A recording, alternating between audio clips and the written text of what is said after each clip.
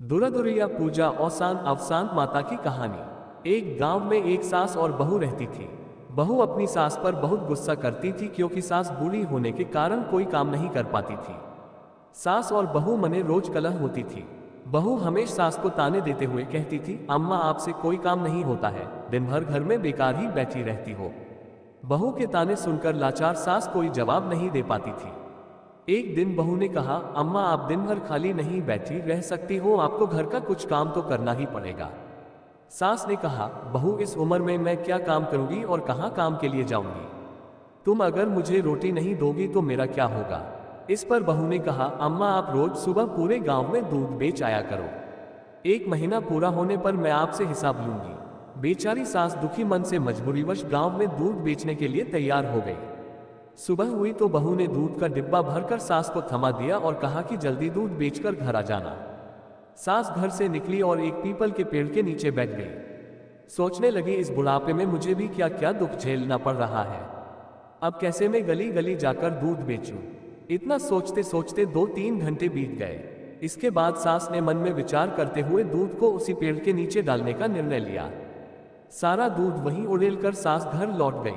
बहू ने सोचा, सास सारा दूध बेचकर आ गई है, रुपए भी लिए होंगे तो कोई बात नहीं, महीने के आखिरी में हिसाब ले लूंगी। इस तरह दूध ले जाते हुए सास को 1 महीना बीत गया। अब वह दिन भी आ गया जब उसे हिसाब देना था। वह दूध लेकर गई और पेड़ के नीचे बैठकर रोने लगी और कहने लगी, अब मैं क्या करूं, आज बहू को दूध का हिसाब कैसे दूंगी। दूध तो मैंने बेचा ही नहीं तो रुपया कहां से लाऊंगी। वहां से गुजर रही अफसान मैया ने बुढ़िया के रोने की आवाज सुनी। मैया बुढ़िया के पास पहुंची और रोने का कारण पूछा। बुढ़िया ने मैया से कहा, मेरी बहू मेरे साथ अच्छा व्यवहार नहीं करती है। मुझे कहती है कि घर में कुछ काम किया करो और रोज मुझे पूरे गांव के लिए दूध बेचने को दे देती है। मुझसे ठीक से चला भी नहीं जाता, घुटने दर्द करते हैं। इसलिए मैं रोज दूध इस पीपल के पेड़ के नीचे डाल देती थी और बहू से कह देती थी कि सारा दूध बेच दिया।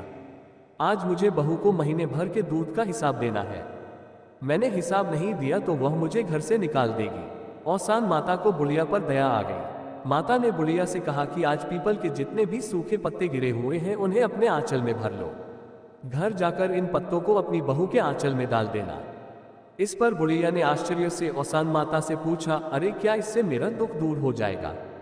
माता ने कहा, हाँ जरूर हो जाएगा, और जब दुख दूर हो जाए तो औसान माता की पूजा करना मत भूलना।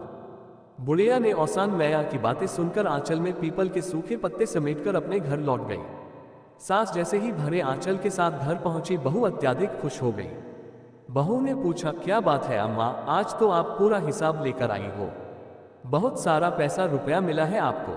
सास बोली, हाँ बेटा ऐसा ही समझो, तुम अपना आंचल फैलाओ, मैं उसमें सब डाल देती हूँ।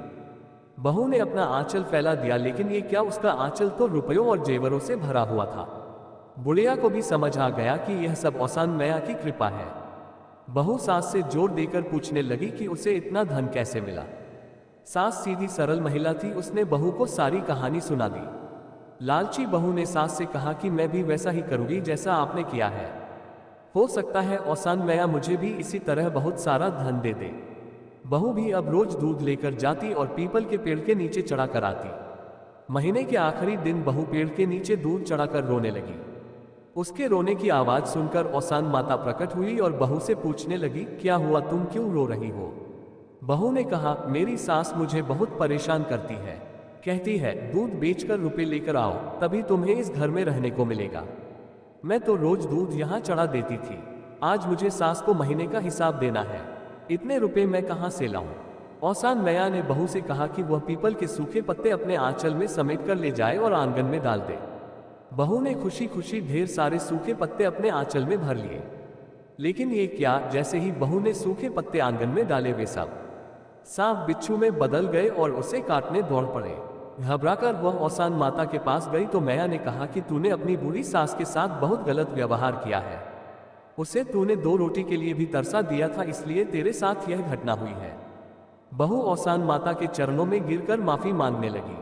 माँ को भी दया आ गई और उन्होंने बहू को क्षमा कर दिया। माता ने बहू से कहा कि अपनी सास को माँ समान मानकर उनकी खूब सेवा करो, घर में आपस में मिलकर रहो, गुरुवार को औसान माता की पूजा आरती करो, मैया की कथा सुनो, इससे तुम्हारे घर में धन दौलत और सुख की कोई कमी नहीं रहेगी। बहू ने घर जाकर सास से माफी मांगी। इसके बाद दोनों खुशी खुशी घर में रहने लगे। गुरुवार को उन्होंने पूरे विधि विधान से माता का आह्वान कर उनकी पूजन की। जिस प्रकार औसान माता आपने बूढ़ी सास को सहारा दिया और घर में सुख, शांति, समृद्धि दी, वैसे ही हम सब पर अपनी कृपा बनाए रखना। औसान मैया की जय। दुरादुरिया पूजा औसान अवसान माता की कहानी।